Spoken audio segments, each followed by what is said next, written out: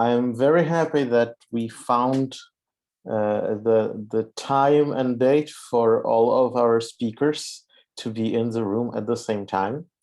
And as you've heard, all three of them bring a lot of experience and expertise with digital tools, and each of them has a very unique perspective and unique experience.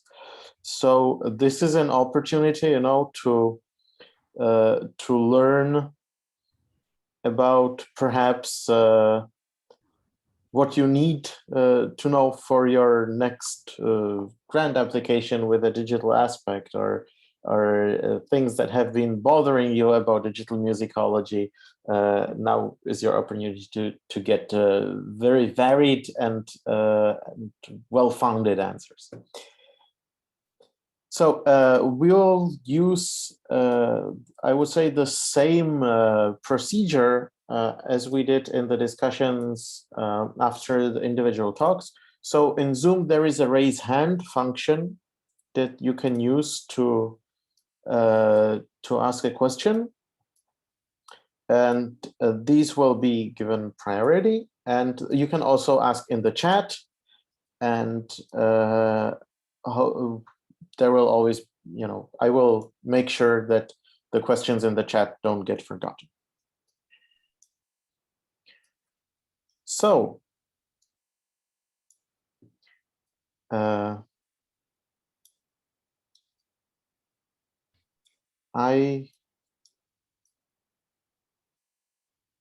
will probably kick this off with something I've been wondering about myself. So especially from today's talk by Stefan, it's apparent that some issues in digital musicology have been here since computers have been here, especially the encoding of music and of sheet music of various styles. And although we have MEI again still has a bunch of sub-projects for this. What is it that makes this such a gnarly and long-standing problem? Like, is it a technical issue? Is it an issue of understanding music notation properly? Or is it a social community communication issue?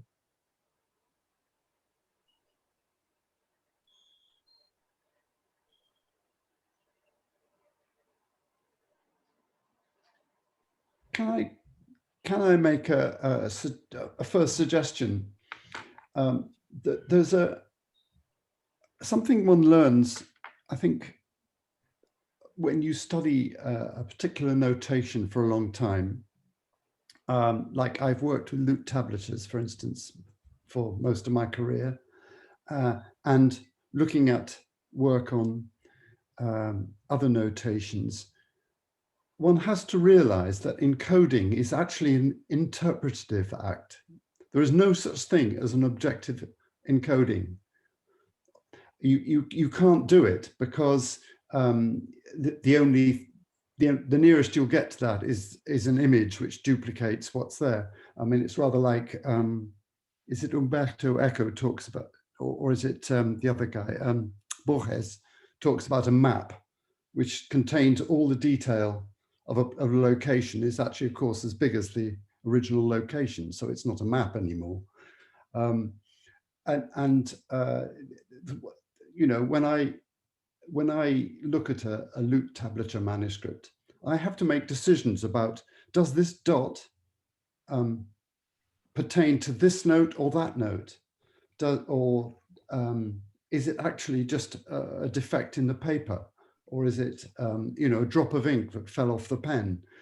Is it, you know, these interpretations you make all the time. What we use, of course, is our experience and our intuition.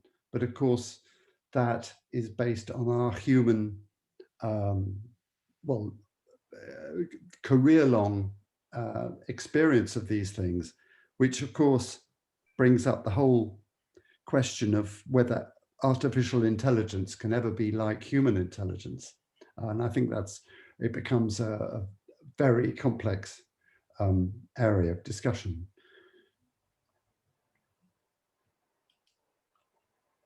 That's just a starting point. Perhaps people would like to react to that.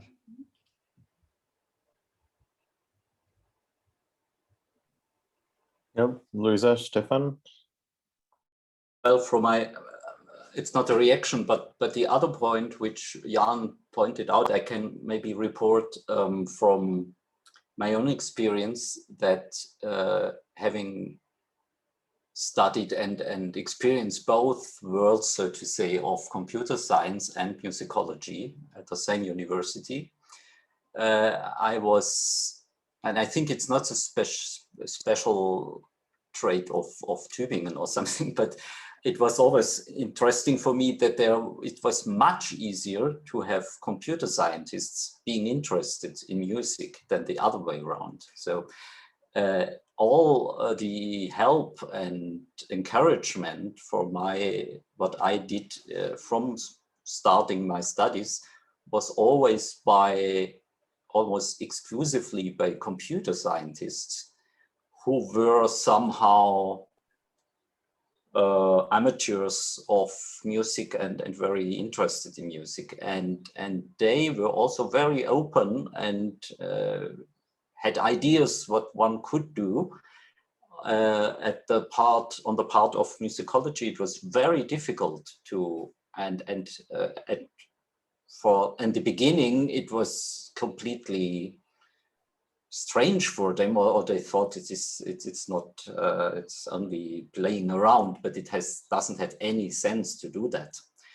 And now today, of course, it's different. I think the digital turn is now also in musicology, and simply also because you can't do any application without having a digital component. So even the people who were very reluctant to computer science now have to do it, so to say. But I think it's also in the consciousness of musicology that people now really see that this is something which could be of advantage for their studies.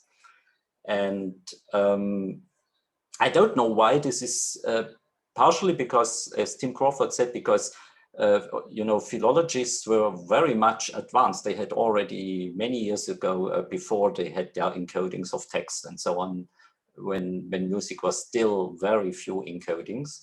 And of course, this is a difference between a text and a music text, which Tim Crawford pointed out. That maybe, but maybe there's also something in the habit of being reluctant to be open to this topic. So maybe this is also something, a social dimension or around there. There's a cultural issue. Musicologists come from a humanities background where lone scholars are expected to become the world expert in a particular very narrow topic. And they don't naturally work in teams. And I can see no way of doing the kind of work we're talking about today as a lone scholar. You have to work, you have to collaborate. It may be, you have to collaborate with computer scientists at some level. And similarly, it's naive to think that an untrained amateur musician computer scientist can do really good work without consulting musicians at some point.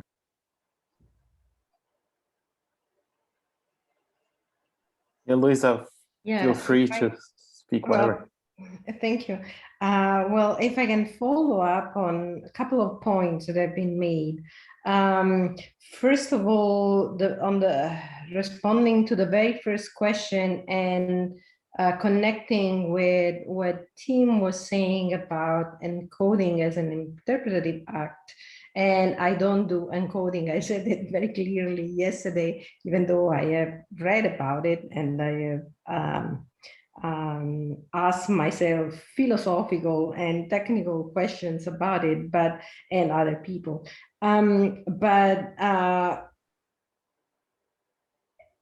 It's interesting how even something that might seem as completely objective, like even photographic reproduction, can be interpretive acts, because the way we use the light, and there was a wonderful paper by Lucia Marchi and Kalamazoo in which she demonstrated how many facsimile editions of various manuscripts, I mean, the choices made by the scholars and the photographers changed not only the quality of the image, but actually the information that you can get in the image. And in fact, in one of my manuscripts, for instance, there is a clear mistake of copying that cannot be understood if you edit the images. And by editing the images in order to delete certain mistakes, of course, you clarify the reading of the music or the text, whatever you need to read, but you actually create a fake and something that was never available to the people of the past, the way we see it. And so we are creating a fake, and we are creating something that, so, I mean, not a fake, but at least we're making interpretations. And so even something that seems so objective can be, is actually an act of interpretation. And then the other part about, the other reflection on digital projects as necessarily collaborative, and the fact that we as scholars, I think this was also Tim's point, but scholars tend to work independently and alone. It also a lot to do with institutional policies. For instance, in the United States, for promotion's sake or for tenure's sake, collaborative work is seen as less valuable than independent work. And therefore, many people try to avoid doing it. And of course, this is at the detriment of a lot of possibly of possible digital resources. So for instance, the case of McGill, of course, that is not US, it's Canada, is a very special case. Stanford is also a very special situation because of the presence of the certain centers and certain people, but elsewhere it is very difficult to come up with collaborative projects that can be well funded for a long period of time, with the sufficient number of people working in the team, and with the sufficient variety of competences. So there is an institutional problem there too. Yeah, that's very interesting. I have often spoken with American colleagues who say how much they envy the European normal situation where you are usually working within some kind of group in this area, which gives mutual support. With American universities being so spatially separated, geographically, I mean, this is much more difficult to achieve. And for the reasons that Luisa's already mentioned, they're not encouraged institutionally either. We have problems in the UK from a system of research assessment called the Research Excellence Framework, supposedly, which means that if you're doing if you work in a computing department, as I happen to be lucky to do, all my outputs that are put into this system have to be regarded as computer science, and that can be very, again, interpreted in a very narrow way sometimes, which makes it difficult for me to get my musicological work using computers recognized as computer science. Very, very strange. Complementary, if you like, problem to the one that Luisa's mentioned. The world isn't a perfect place, so we have to just live with what we have, you know. Sure.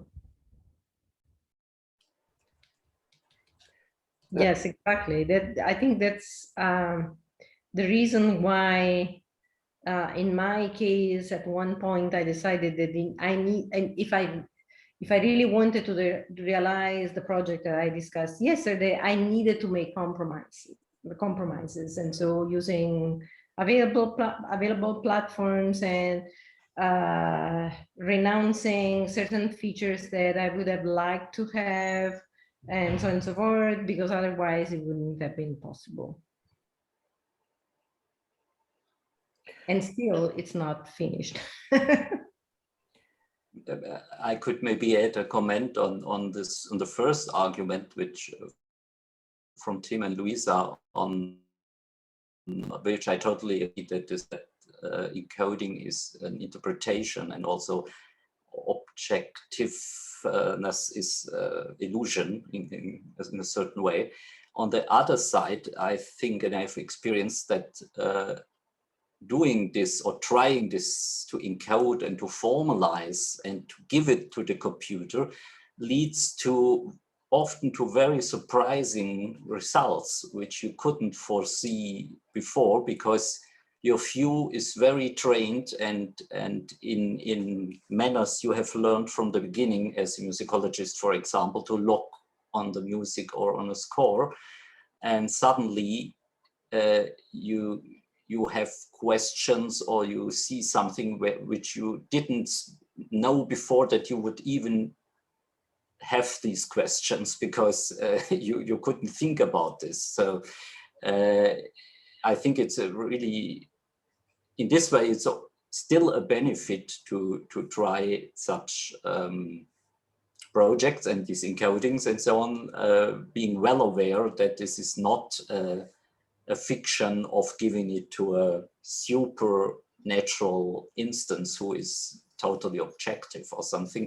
It's very, very subjective and human, but it's different. So that's something which I was often surprised, and which is where you can gain something when you do it. That's also a thing I could give others as an advice. So I think there's another very interesting thing that comes out from this business of encoding, or the making it possible to encode large repertories,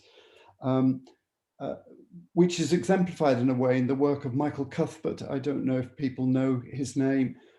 He's worked on 14th century Italian fragments of polyphonic manuscripts, which have hitherto been ignored because they don't fit into the picture or the teleological story of music history. They're sort of outliers in that way. But of course, by encoding every one of these fragments he could get his hands on, he's found that actually they're remarkably consistent, and they tell a story which is different from the mainstream story, but it's still of great significance. And that reminds me of the fact that anybody who looks in a music library catalog, a historical music library catalog, sorry, by that I mean the library catalog, the catalog of a library that contains historical materials. I don't mean old catalogs. You will find that, for instance, around about 1800, you get Mozart, you get Beethoven, but you also get Spohr, you get all these composers who are completely sidelined because they don't fit into standard musical history. Yet they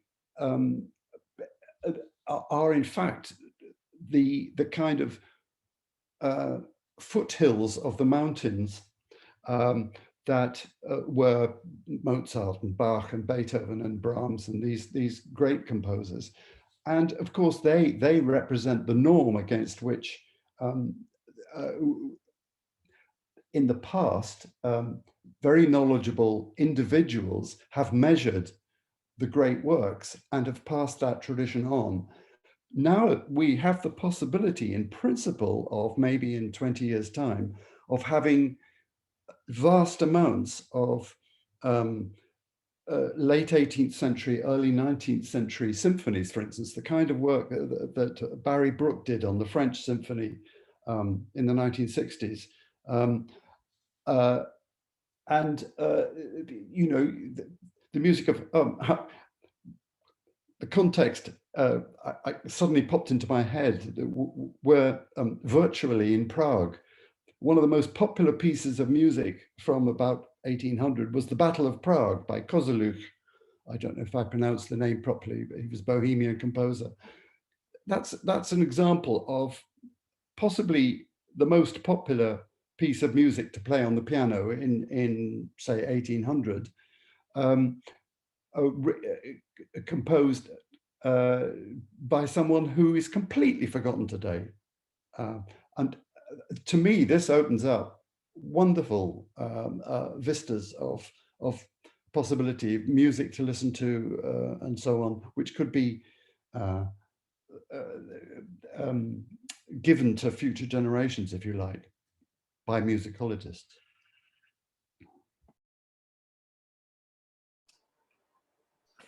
So do we have questions from the audience? You know, the speakers are here at your disposal.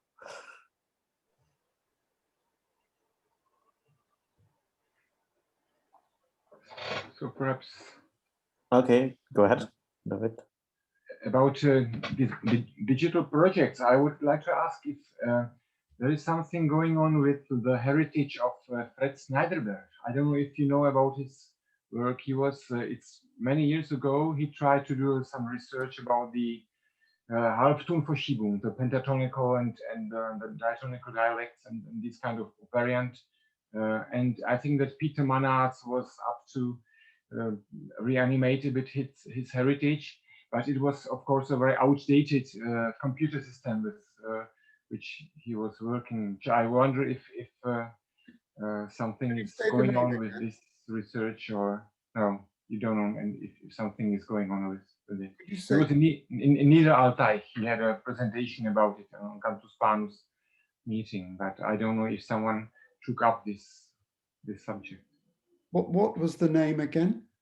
Fred Snyderberg, a Dutch scholar, one of the pupils of Joppich and other people. He was also a computer specialist, so he used some digital means and some computerization, but it's, I think now it's, no, you don't know if it would, no.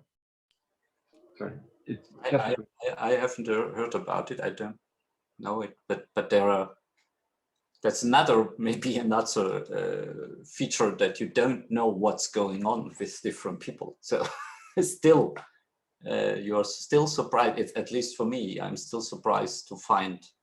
Yeah. And I was very surprised, as maybe you have, it's only me, but I was very surprised to find this when I was looking back in this, what I have showed in my presentation, that there were people 60 years ago were thinking already about all these things and are completely forgotten, I think. Also. Yes, I think it won't be long before we'll have the first PhD dissertations on the history of it's more or less now the time ripe for, because there is enough time gone. So we already, from Eleanor Sefetri, we have this Beyond Meaning, this which was also the 1990s, a history of encoding, and you could still write now another one, and you're right, that will be history of digital humanities or something. Yeah, having contributed to that volume just reminds me of when we did it. They more or less had to stop and say, look, we must publish this because everybody knew that this was all work in progress, actually. And of course, obviously, computers had only been around since what, the 1950s, and 40 years at that point. And we've had another nearly 25 years since then. It's still not, we're still in the early days, but we're pioneers, all of us. But still a valuable source and very interesting to read still today about the history. In literary study, in history, there are already a number of initiatives to trace the history of digital humanities. And I mean, of course, there are various profiles of, what is his name? Father, I'm trying to remember his last name, the Italian Jesuit, was also colluded with fascist regime, but is considered as the father of, not only the father because it was Jesuit, but also because he's the founder of digital humanities, because he basically did this project on what today we would call the digitalization of Thomas Aquinas' opera Omnia.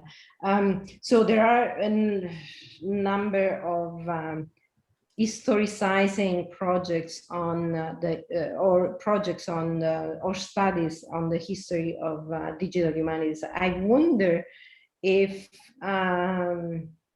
yesterday Hannah was talking about the possibility of creating a sort of like a permanent, and I don't want to misinterpret your idea, Hannah, but to create some sort of recurring event, and for in which maybe people can also talk about the developments of projects. But I was wondering if maybe within this organism or another one, it could be possible to create a sort of database of existing, at least the existing one, not the defunct one, but existing digital humanities or digital tools in musicology. Music and medieval musicology, at least. I mean, because especially given Stefan's presentation, there's such a huge variety of things that have been done in the course of the last decades that it might be interesting in some ways to create a library or sort of like a meta resource for. Yes, Roberto Busa, thank you so much. Actually, this brings me to the next point. I suppose this kind of library has to be a community effort, right? It's not doable by two people sitting in a room and Googling a lot.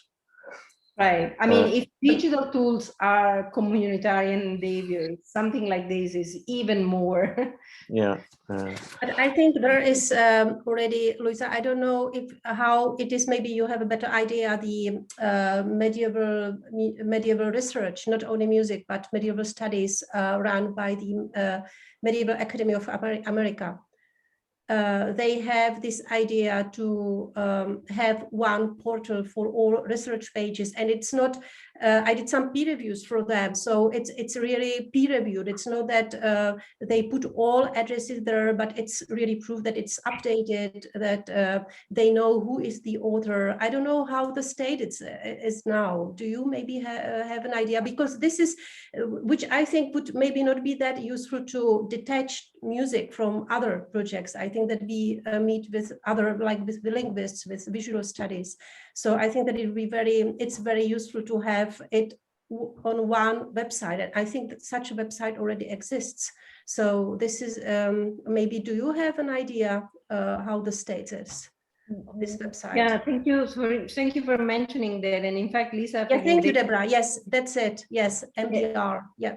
Yeah, she is. Yes, exactly. She's extremely active, and no, and there are various attempts. I mean, for instance, even there are a number of organizations that provide lists of resources, but of course those are always necessarily partial or So it would be interesting to probably join forces among all these but I agree with you that then maybe we should connect with them. And yeah, maybe we should be proactive and to request, to ask them, maybe after our research forum of campus planners, we had several digital humanities projects that will be presented. So maybe we can approach these people and to address also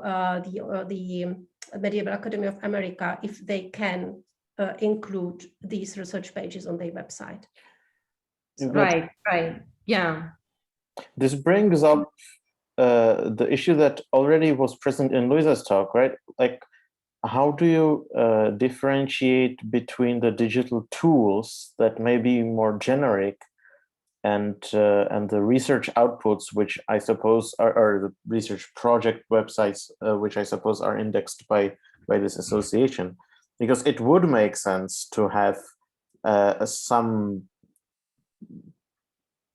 repository or a list of links, a bibliography of software, basically, that is related to music research specifically. So actually, yeah, this is another thing. What do you see going forward? Is the future of digital musicology more creating very specific, narrow projects where you get musicologists and computer scientists into one team and they work on that and they put it out as this package of tools and information and knowledge? Or is it more like there will be computer science teams under the guidance of musicologists putting out generic tools that musicological teams with some digital expertise will pick up and use for their purposes? Which do you think is the more likely way forward?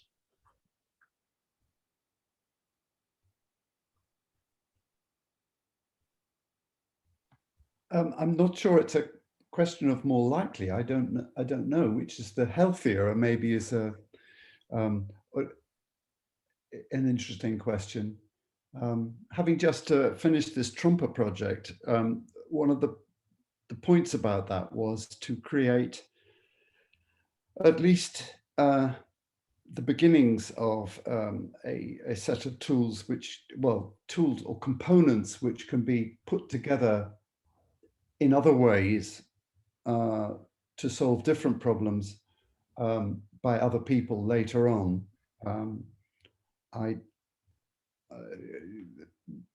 That is, to me, seems like a healthy way of approaching these things, but that's not really.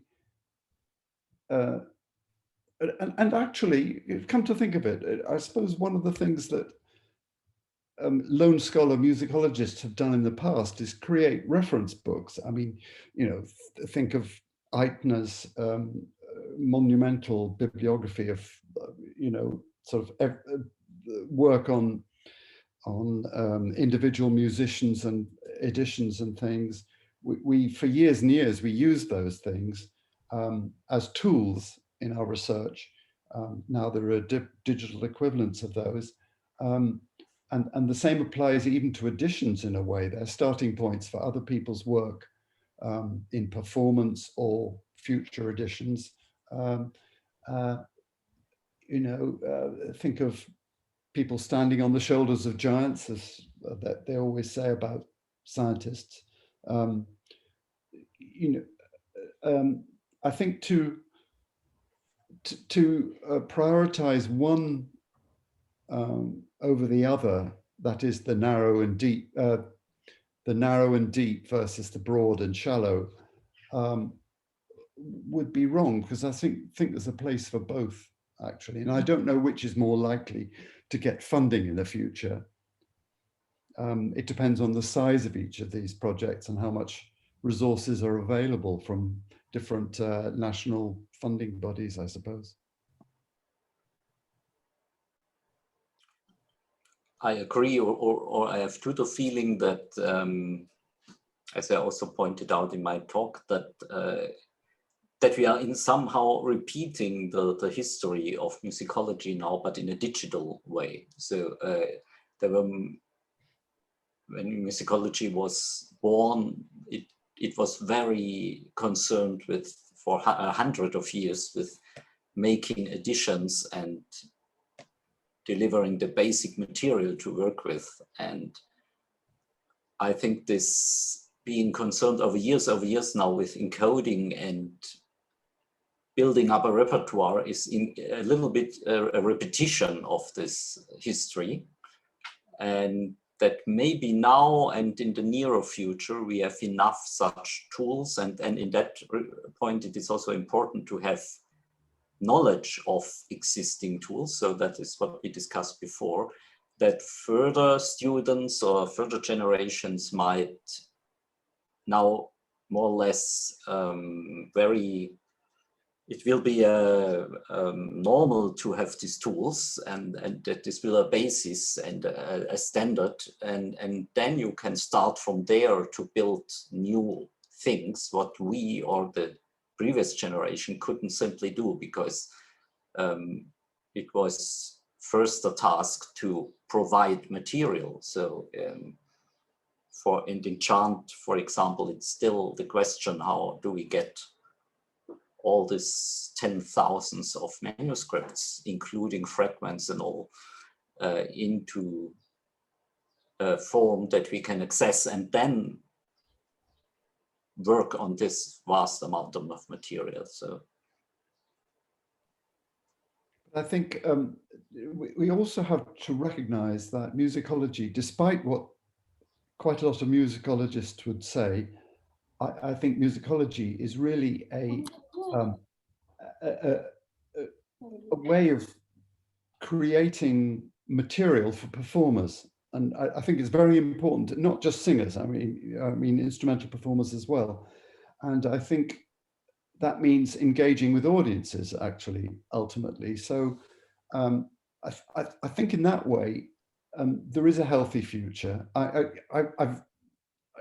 think Stefan's making very interesting points, which imply that one way of viewing what Stefan just said would be to regard this as a project which might have a kind of finite end, that we would have transcribed every piece of music that's available, encoded it, that almost ever existed, and at that point, I don't know what we do. We all die, I suppose. But actually, you know, I think there will always be people, hopefully there will always be people who want to perform this music and get enjoyment from it, as well as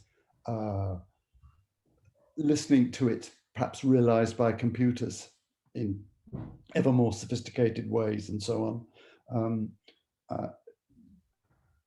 I think that's an important aspect of everything that musicologists do, or should be anyway.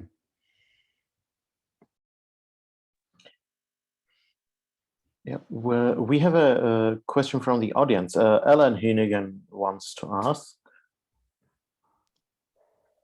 Yeah, thank you. I was wondering what could be done that more manuscripts could be connected to a platform like Canto's database.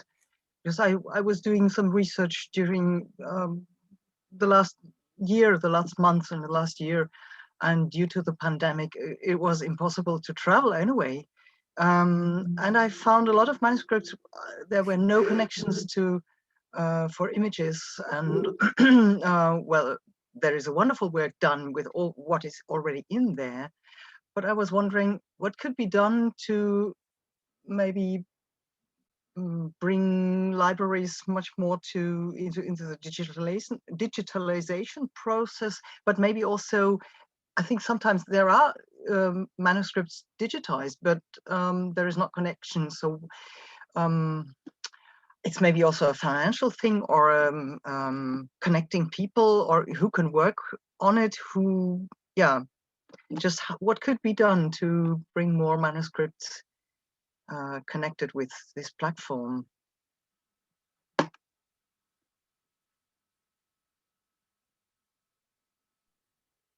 anybody has an idea, or maybe an idea what the problems are, the main problems. I think for this we have also Cantus experts in the room. It's Alistair and Deborah. So feel free to hop in. I think an interesting thing here is having the tools that are available to do this task. So me as a programmer, I would love to have more data sets and to work with other collections, but also at the same time, you know, we're also researchers and we have publications that we need to do and deadlines, and perhaps unfortunately, a lot of the time we work on a project up until a submission deadline and get it working, and it works very well for our specific use case and for the specific collection that we managed to obtain. And the publication gets published, the funding runs out, and there's no extension. I think we're getting better at building tools, and I think especially the stuff that comes out of Achira's lab is really interesting in that they sort of looked at it not then as a question of let's build a tool for one particular catalog, but let's build a tool that can be extended and have lots of other things brought into it. So I think in terms of the question of saying if a library has something that they want to bring in, I think the tools are getting better, but perhaps not quite at the stage where anybody could just grab a new collection and drop it into an existing tool and get exactly the same results that the initial researchers got.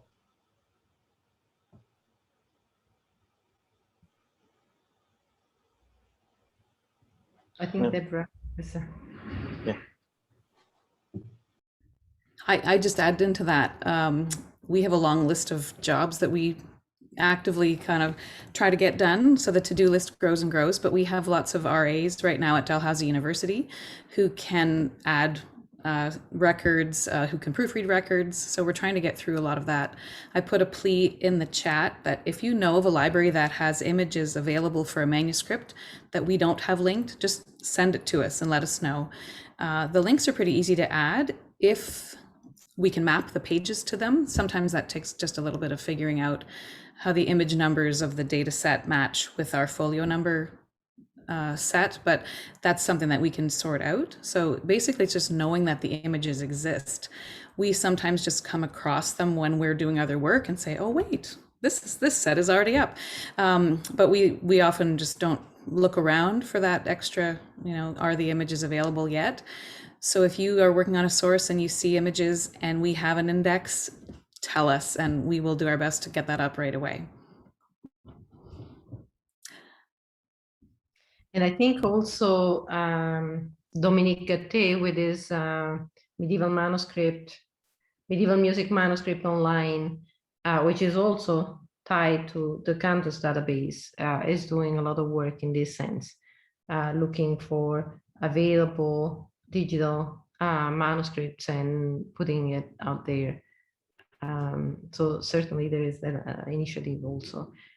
Yeah, I think it's all a matter, as always, it's a matter of making the connections, and even if a manuscript is out there on the web, then it doesn't simply appear in a website or in a database. And I mean, incredible work that you guys are doing in the Cantus database. It's just amazing, but it also entails a sort of like serendipity in order to know when a manuscript is made available, because the libraries don't notify you, I guess. I'll just add on to that, and Ellen's comment in the chat too, that maybe this needs to be like a big project with a lot of, we wouldn't be anywhere without the network that we've had among all the medieval musicologists in the world so far, that has made the Cantus database happen.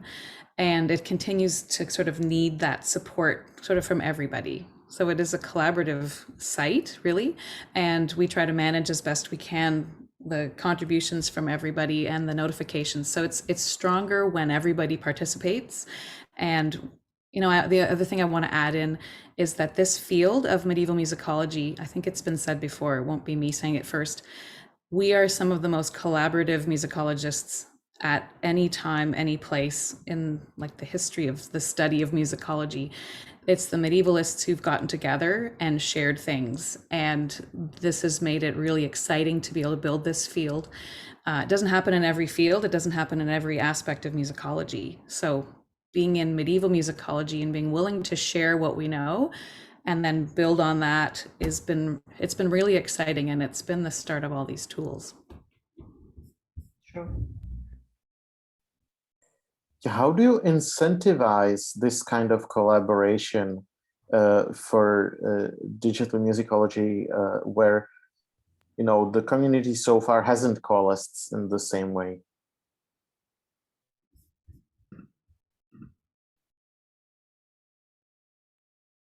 I could mention on the Cantus database, we cite contributions.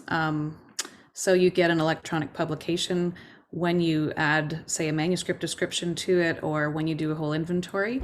Students have gotten a lot of citations that way. And I know that they're electronic, but nowadays that might mean more. 25 years ago, electronic things didn't really mean anything on your CV, but we've tried to be part of that movement to make it matter, that it's actually a publication and it's actually work that's finished, and it's meant to be the equivalent of what like an article would be. And the digital humanities as a whole have kind of moved along that line much more.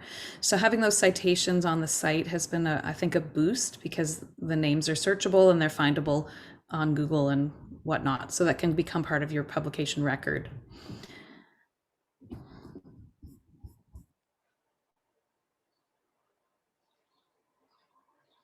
Yes, Hannah? I have a question relating to something different. So I don't know if somebody wanted to add to what Deborah said. And Deborah, I just wanted to say, when you said that we are the most collaborative group, I would just say this in British, her, because I think it's so very true. I wanted to ask. I maybe shortly add that because you were asking that what I said, that Corona has made it even more easy to make these collaborations. So it's we have all made contact with these possibilities to make little conferences, which I think would not have been possible to collect people from Canada, from the US, and so over together. So this might be really a gain after the pandemic is over, Billy. I hope so. That this could have really given a push to even get closer for collaboration, because it's so easy to get together. So this was just a comment. Thank you. My question went to the speakers from yesterday and also to Stefan today. Who is your target group when you create your project? And it's so sophisticated. This is a question that we asked when we are now working on an outline of digital edition, and we would like, because it's such an important manuscript, that we would like to target also not scholars, but also, let's say, students. We would like to have it for educational purposes, maybe, but we would like also to have for scholarly purposes. And so the angle, which target group we have in mind, of course, influences also how we outline our project. So I wanted to ask you, what is your target group, and which decision did you possibly had to make regarding this? Maybe I can go ahead. Thank you for this question, because that was something that was very much on my mind and it's still very much on my mind, and I'm still keeping tweaking strategies in order to meet, the expectations of certain groups or others. I mean, certainly scholars and performers, I mean, these are the first people who come to mind. But in my particular case, since there is a very specific regional focus, I mean, yesterday I didn't have time to show the fact that, to discuss much of the fact that I do not focus only on Beneventan manuscripts, but certainly Beneventan manuscripts are the main, the reference sources. So the central set of sources that I use. And so I was very much thinking about the possibility, I mean, I hope that eventually the resource can be also useful to local historians, for instance, or K-12 students. I mean, K-12 in the United States is kindergarten to 12th grade, so high school. Yeah, sorry. Actually, there is no K-12 in Italian terminology, so that wouldn't make sense. But yes, I was very much thinking about the possibility that local students and local historians could use it to learn what was the shape of the Latin language, for instance, the state of the Latin language in those particular centuries, and so on and so forth, and maybe possibly make some school projects, because I mean they would have access to the manuscripts and the transcription, so those students would read music and get a sense, or maybe the local conservatory and so on and so forth. Yes, so I was also thinking to non-specialists.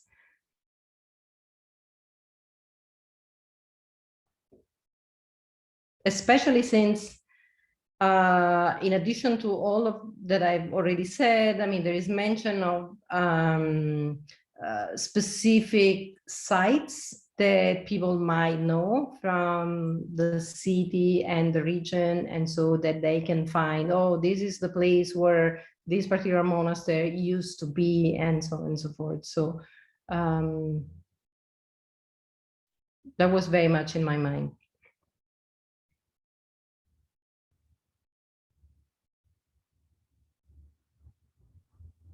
Yep. And other responses? Deborah, I just follow in on that in our experience, whenever you add pictures to anything, then the general public is happy to look at your site. And students of any age or grade will be interested, like, I mean, not everybody all the time, but you know, you get that when you add the pictures. And so images of the manuscripts linked like to anything on your site is going to really sort of boost the general appeal. And then, you know, explanatory bits can follow that. But if a general user comes across it, and you know, they can be like kind of sold the information a little bit easier if it's got those direct manuscript images. Thank you so much for this. I mean, and I think the idea of also adding some, I mean, mapping the information can also be very useful. But thank you so much for the suggestion. Absolutely. I just, sorry, Deborah, I have to ask you now before, because I would forget, do you track your users? I would be so much interested how many users you have from around the world, and which groups are they? Are they beyond musicology? Are these already theologians or art historians, whatever? Do you know that? It was a question to Deborah about Cantus Index. Sorry. Because you are the most used tool, so I wanted to know that. So if we wanted to know who they were and what field they were in, they'd have to log in to use the data. And so we've never wanted to have that kind of barrier of the screen, because we found even like a few years ago, if you have to log in, then just the general user won't go. it's just one more step. So we wanted the data to be right there and open. And even then we still have a login at the bottom, and people still write to us and say, I want to use the data. Can I get a login? And we say, you don't need one. You can just come and get it. So that way we can only track like geographically, and we can't sort of track the level of education of the user or what field they might be in. It's only through individual correspondence that we find that out. But we do get a lot of cantors, of chant choirs writing to us occasionally. Like they're often the ones who can't find what they want right away, and then we can help them out. So the contact form that we have on the site gets quite a lot of use of people in the general public who have an artifact hanging on their wall, or they want to know what the feast tomorrow is and they want to sing something from it. Those are the kind of people who will write to us. So we know that they exist. And then all of the sort of higher level users, like the university level, they never write to us unless there's a problem with the site. So they'll tell us about typos in chants, and we'll fix that right away. And they'll let us know, they'll ask us why certain sources aren't indexed. And so those are the kind of correspondences we get from them, but we don't actually have the ability to track exactly who and what level. So it's really anecdotal what we have. I think Stefan might have to go soon. So I have one last very quick question for him. What is the next digital project that you want somebody from this room to submit and get because you don't have time for it yourself? That's a good question. I may add, while thinking about this, I may add that for the users we intend, we make our projects concerning editions. We also always had the idea that the digital media allows to overcome the traditional separation of scientific critical edition, practical edition, and all this what you have to print normally in different editions, and that it should be possible to select by user view to see, and as much as you want, as for a special interest of persons, of a singer or of a scientist or something. So, and the best way would be this is generated from that's all the one and same database. For the project, well, we are just about to think. I have no special project maybe, but I would suggest, as I said, for the future, something that would exploit the available large databases, for example, in chant research, to get even further with this. Okay, and one with the fragments, maybe I could add this. If someone is I asked this question also to Ichiro Fujinaga, if it would be possible to have his method of optical recognition to find in a puzzle of fragments that those strips and stripes of fragments which pertain to the same manuscript. You know, there was in Germany when they, after the end of the DDR, the Stasi cut all these letters and all what they had in little pieces, and there was a program, it is said, who was able to reassemble all these difficult and dangerous informations which they wanted to pass away. And if something like this could be created, that would really be a great tool that could look in a big amount of fragments and find the same, looking on the same notation, the same script and all this. But I think this would really afford artificial intelligence or very good programming to do this. Ichiro was saying probably this could be possible, but it would still be a way to go. But maybe this, if someone is here, is very ambitious, that could be something, or do little steps on that goal. Maybe it's always good to track down a big goal stepwise down. Maybe this could something if someone is inspired by this idea. Thank you. A few years ago in the UK, there was a project about reconstructing broken pottery. Okay. From, it's somewhere in Africa. There's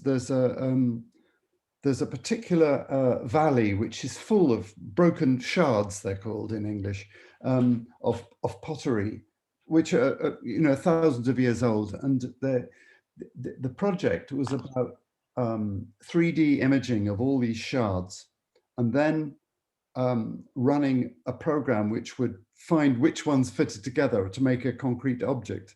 And it was actually quite successful. I can't remember the details of it. So I believe that what you're talking about is absolutely possible.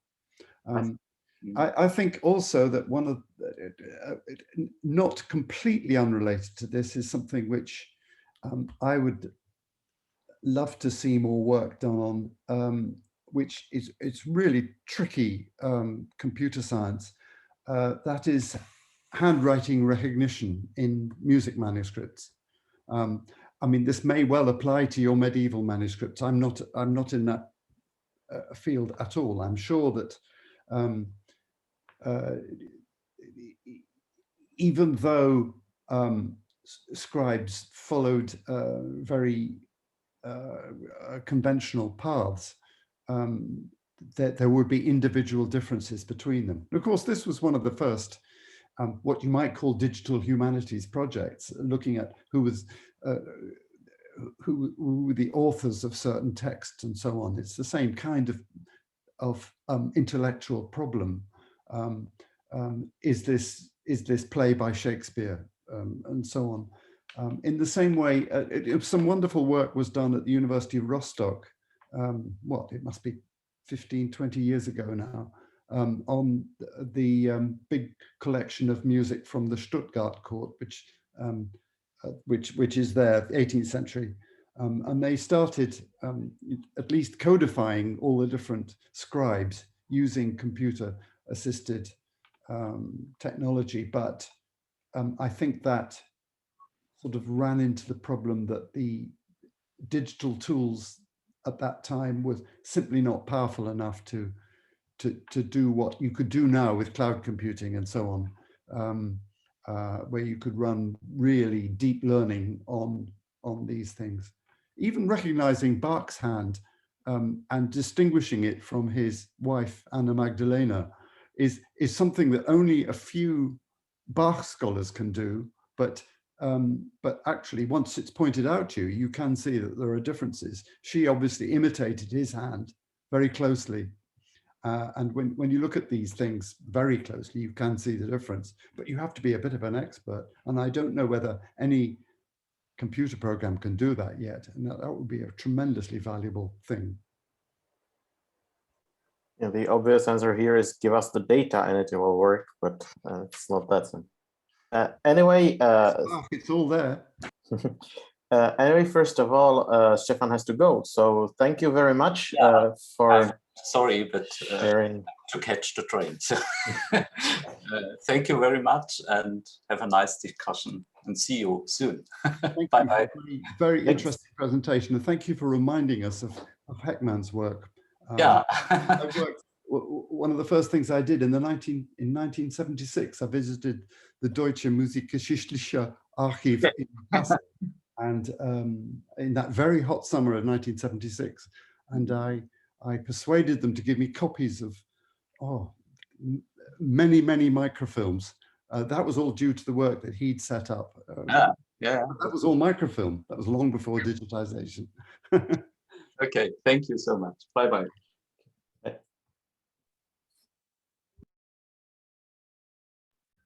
Thank you. Bye. Right. And Tim has also indicated that he will have to go. I think So, I need to go very, very shortly. So your response to the what's your next project question was this handwriting recognition? No. Or do you have something else? My project is what you said. Well, think of the next project you want one of the people here to do. It's one directed, I think, at you probably. Crap. I think you fell into that one. I should have seen that coming. You're one of the few people I know who has actually worked on handwritten music recognition. Is that right? You and yeah, Alex Pacha also, and Jorge Calvo. He has done quite a bit of work on end-to-end recognition of white men's notation. Oh, right. And he has students at Alicante. Yeah, of course. Yes. Working on. Good. I must go now. So thank you very much, and I hope it was as interesting for you as it was for us to have you here. Good. Thank you. Bye.